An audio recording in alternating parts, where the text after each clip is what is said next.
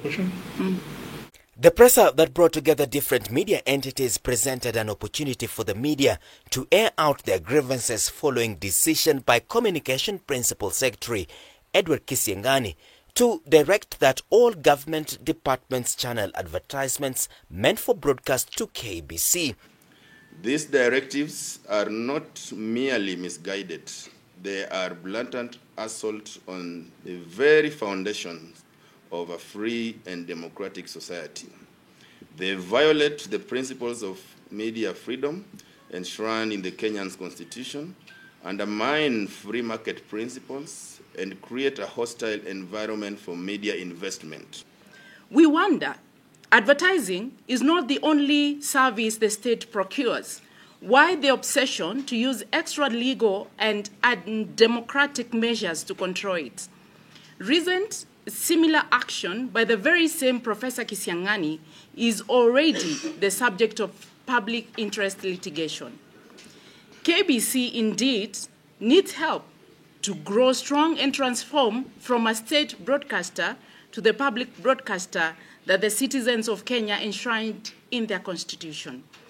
The first step to this is in freeing the hands and minds of the professionals at Broadcasting House to make independent, public-spirited determinations on how to apply its assets and deliver journalism that builds the nation, not to subject them to unhelpful commands from transient political actors calling the shots at any particular time. In a presser that brought together 21 unions drawn from the media fraternity, the media is pointing to attempts to ensure that media freedom is inhibited. Diverting these resources exclusively to KBC will starve young independent media of crucial financial oxygen, potentially forcing closures, job losses, and drastic reduction in the media landscape. According to the leaders, the assertions that the move by the government is aimed at rejuvenating different government departments that have failed the test of generating profits holds no water. The media fraternity holds the opinion that these are attempts to muzzle media freedom that employs thousands of journalists. The government and the PS should stop running away from their responsibility. Let the government finance KBC 100% from Treasury, not subjecting KBC to start doing business for it to finance its operation. If you look at what is happening in other countries, national broadcasters are funded 100% by the exchequer. State interference in the media landscape sends a chilling message to local and international investors.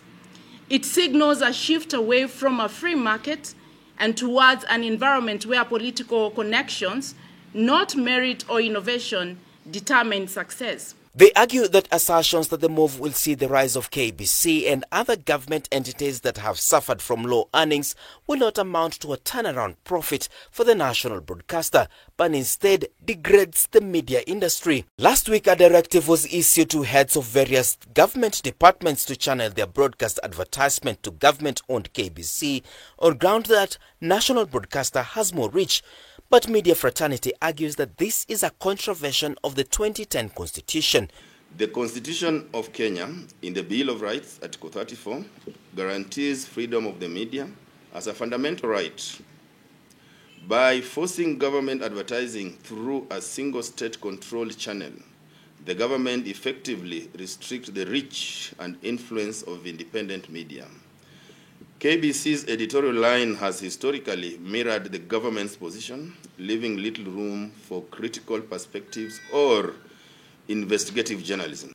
The international community and organization have also been called upon to join in the fight to rescue the Kenyan media that is reportedly under the threat of being muzzled. Media entities and friends of free media to unite in solidarity in defense of our hard-earned rights to a free media, access to information and freedom of expression, and to strongly and jointly rebuff any agents of darkness keen to turn off the media light. Plans are underway to ensure that the directive is quashed before the courts. Our lawyers are working on some papers so that we go to court, and I think once we file, you should be able to be notified that we filed in court, because all these policies, like we said, they will not go unchallenged. We'll challenge all of them. Martin Opio, K24 TV, Nairobi.